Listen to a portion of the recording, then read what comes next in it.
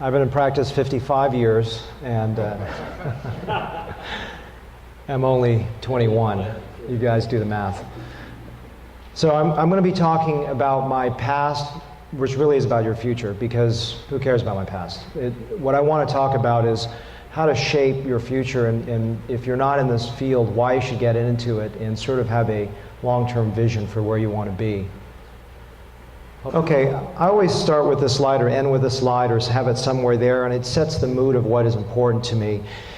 Steve Jobs, an idol of mine, said you've got to find what you love. Your work is going to fill a large part of your life, and the only way to be truly satisfied is to do what you believe is great work. And the only way to do great work is to love what you do. If you haven't found it yet, keep looking and don't settle.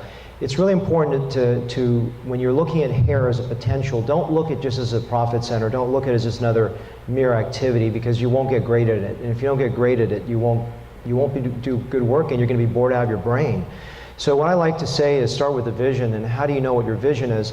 You got to sit down, spend 30 minutes with a sheet of paper and a pencil or a pen, and start to write what your vision is. And your vision doesn't have to be professional. It can be both together. When you just start writing where you want to be in 5 years, you start to get a sense of where hair can fit in, and it's letting your subconscious run wild. And when you do that, and if you feel that this is something that you could dedicate yourself to, then go for it. It's something that is beautiful and it's fun and it's amazing. But everything in life requires energy. You have to spend enough time to do well. One thing I've learned is running several businesses is any business that's considered a stepchild business, like, oh, I'm just going to make it, put a little effort into it, it's never going to grow and develop. It would be stagnant. And if you do that, what's the point of doing it? You want to be the best in the industry if you can. So it also requires focus, which means finding the things that are, what my mentor told me, Ed Williams, find what's in your blue flame, what's in the blue part of your flame. If you're working on the periphery of your expertise and trying to capture everything, you're not going to be great at it. And when you're marketing something, you want to understand what the consumer's like. So if you look at my face site, it's 80-20, 80% toward women, 20% toward men. It's really focused on an emotional connection. With men, which is my principal business for hair, it's much more detail-oriented about what we do differently. And you have to have dedicated websites. My first year or two in practice, I started, and I really didn't have much business because I thought, I do rhinoplasty, facelift, and by the way, I do hair. Well, today the consumer is much savvier. You have to start expending that energy to create a dedicated site. This is a completely separate business, the way I look at it. And you've heard education is so important. My goodness, people think, oh, hair is the same thing every year. You know, we don't need to go to meetings. And I can tell you that every single hair meeting I've been to, I've learned so very much. And so education is critical, and training is critical for your staff and for you, where you're going to get your hands wet. I really want to emphasize that again, is that until you get your hands wet, I don't know what you're doing. I don't think you can even understand it. I was just in Germany last week teaching a hairline, went through the hairline description of how things are going, and I realized all the mistakes that someone makes early on. And I had someone draw a hairline.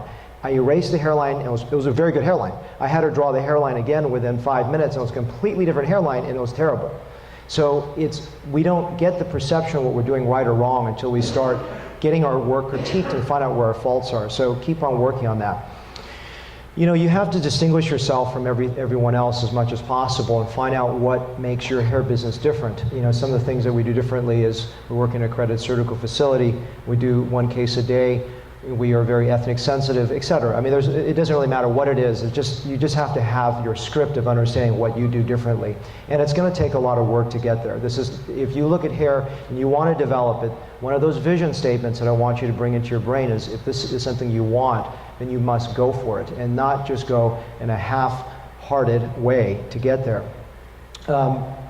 You'll see this in my next talk as well. I love starting with this because it's such a basic throwaway slide that you see in a textbook and you just flip by it. But to me, it's a cornerstone because it's very hard. And even the first 2 or 3 years I was doing hair, I could not see on a natural hairline. You say, what do you mean you can't see on natural hairlines? Then we just see some from Jeff. Those are really obviously unnatural that he fixed. Well, the point of this is that subtle ones. I was sitting in San Diego a few years ago with a colleague of mine, a very distinguished facial plastic surgeon, who said, oh, I can spot hair transplants a mile away, and the gentleman in front of him had a hair transplant, and the gentleman to the right of him had a hair system, and they were very obvious to me because they weren't well done, but he couldn't tell because he doesn't do hair. And so until you start to study patterns of loss and really get into understanding that, you really won't be able to do great work or get there. And that takes what Malcolm Gladwell says, 10,000 hours. Keep working on getting there. And so I love the artistic side of hair. The thing that I was drilled into by my colleagues is like, oh, you're just making holes on a head.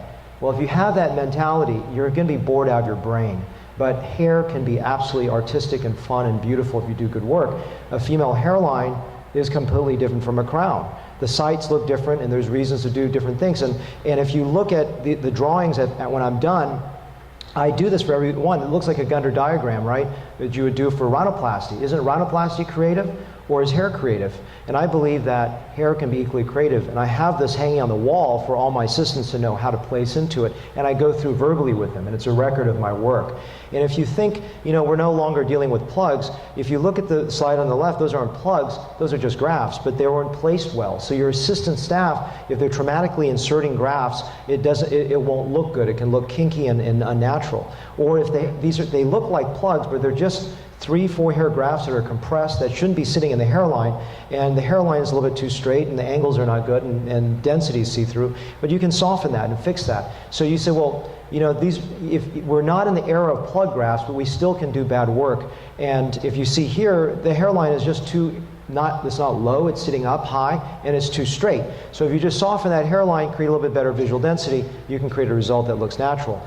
And so we understand that a chin implant and neck lipo does great aesthetic work to frame the face. So that's another element I want to discuss, is how hair can frame the face. So it's an aesthetic, artistic statement that really provides a beautiful outcome for a patient, an aesthetic benefit. And for a female, you've seen this is a different shape frame.